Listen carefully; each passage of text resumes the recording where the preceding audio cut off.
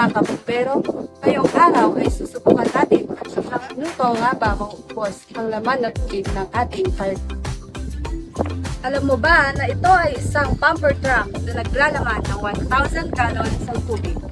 Ito ang tinatawag nating fire hose na may habang 50 feet at 1.5 inches in diameter.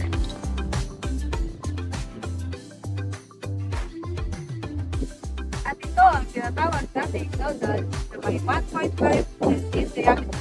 Tara, subukan natin!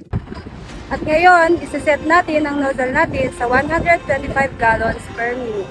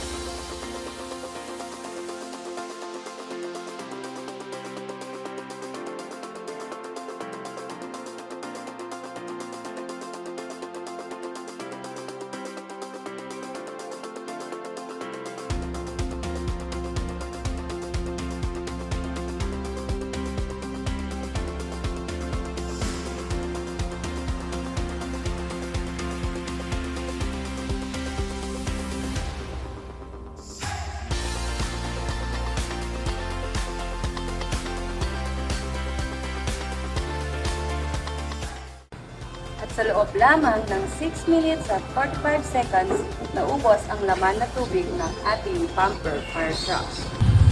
I am FO1 Pagulayan of San Carlos City Fire Station for the short informative video.